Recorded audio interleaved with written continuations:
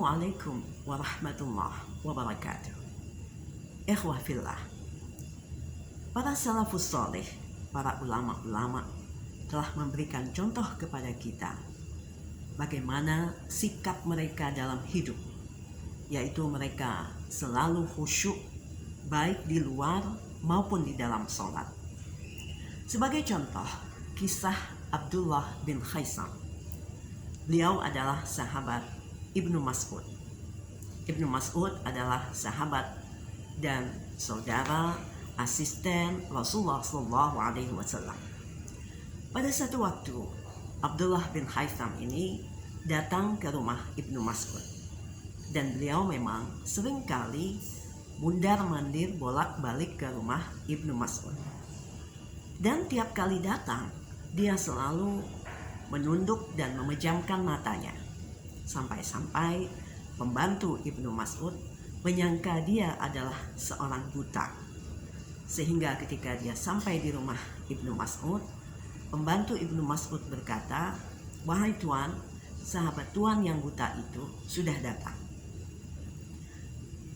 Maka Ibnu Mas'ud pun lalu tersenyum saja, karena dia tahu sebenarnya sahabatnya ini tidak buta.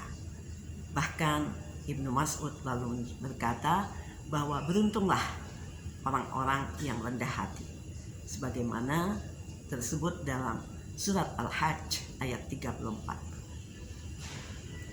Kemudian Ibnu Mas'ud ini mengajak sahabatnya ketika sampai ke rumah seorang tukang besi.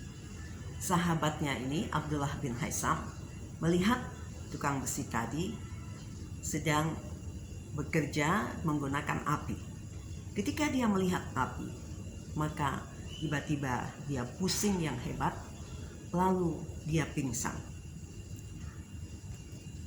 Ibnu Mas'ud dengan tenang mengurus sahabatnya itu. Mengapa dia sampai pingsan?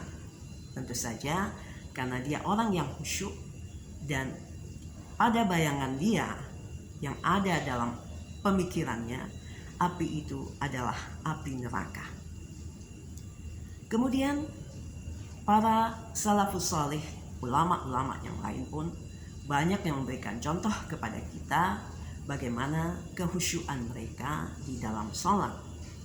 Sampai-sampai ketika dia sholat dan keluarganya bermain rawbana, hiruk pikuk sambil bercengkrama, maka dia tetap khusyuk dalam sholat dan dia tidak dengar itu semua. Contoh lain, salafus soleh yang lain ketika dalam sholat, karena khusyuknya sampai-sampai tiang masjid di mana dia sholat itu rubuh, dan beliau tidak mendengar tiang itu rubuh karena sangat khusyuknya dalam sholat. Bisakah kita seperti itu?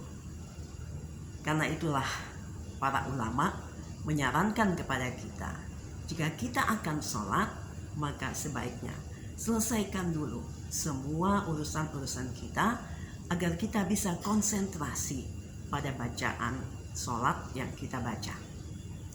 Dan para ulama pun sebagian ada yang bergegas dalam sholatnya, dan ketika ditanya, "Mengapa engkau bergegas dalam sholat?"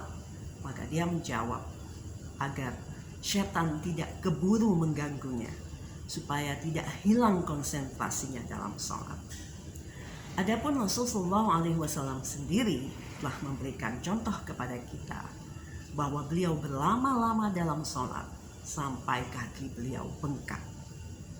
Nah, pilihan ada di tangan kita. Kita lakukan sesuai kemampuan kita. Apakah kita akan bergegas dalam sholat, ataukah akan berlama-lama seperti Rasulullah? Yang penting bagaimana kita bisa konsentrasi, khusyuk dalam sholat. Dan lebih baik lagi jika kita bisa khusyuk di luar sholat. Wassalamualaikum warahmatullahi wabarakatuh.